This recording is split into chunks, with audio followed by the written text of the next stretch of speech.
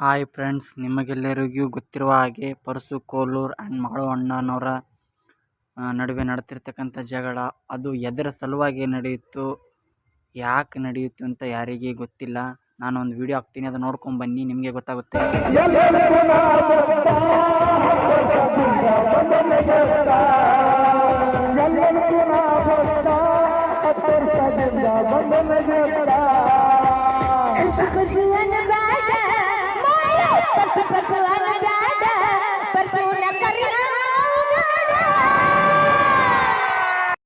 ನೋಡಿದ್ರಲ್ಲ ಫ್ರೆಂಡ್ಸ್, ಪ್ರಿಯಾಂಕಾ ಗುಲ್ಬರ್ಗ ಗಾಯಕಿಯವರು ಒಂದು ಕಾರ್ಯಕ್ರಮದಲ್ಲಿ ಪರಸು ಅನ್ನಬೇಡ ಮಾಳು ಅಂತೇಳಿ ಅವ್ರ ಹೆಸರು ತಗೊಂಡಿದ್ದಾರೆ.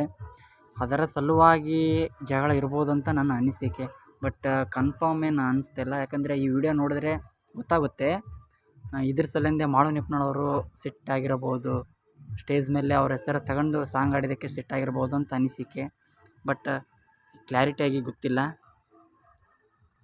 ಅದರ ಸಲುವಾಗಿ ಅವರು ಸಿಟ್ಟಾಗಿ ಪರಸು ಕೋಲೂರ್ ಅವರ ಮೇಲೆ ಅಟ್ಯಾಕ್ ಮಾಡಿರಬಹುದು.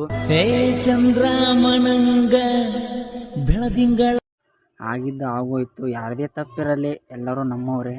ಆದ ಕಾರಣ ಎಲ್ಲ ಜಗಳ ಬಿಟ್ಟು ಜಾತಿ ಜಗಳ ತರಕ್ಕೆ ಹೊರಡ್ರಿ ಗಾಯಕರ ಮಧ್ಯೆ. ಅದು ಗಾಯನ ಸ್ಪರ್ಧೆಯಲ್ಲಿ ಜಗಳ ಆಗಿರಬಹುದು ಹೊರತು ಯಾವುದೇ ಜಾತಿ ಧರ್ಮದ ಸಲುವಾಗಿ ಜಗಳ ಆಗಿಲ್ಲ. ಆದ ಕಾರಣ ಎಲ್ಲರ ಅಭಿಮಾನಿ ಬಳಗಕ್ಕೂ ತಿಳಿಸುವುದೇನೆಂದರೆ, ಜಾತಿ ಧರ್ಮ ಅಂತೇಳಿ ಗಾಯಕರ ಮಧ್ಯೆ ಜಗಳ ಇನ್ನೂ ಹಚ್ಚಕ್ಕೆ ಹೋಗ್ಬೇಡ್ರಿ. ಈಗ ಏನಾಗಿದೆ ಇಲ್ಲಿಗೆ ಬಿಡ್ರಿ, ಎಲ್ಲೋ ಯಾರ್ದೋ ತಪ್ಪಿರಲಿ, ಇಲ್ಲಿಗೆ ಬಿಡೋಣ.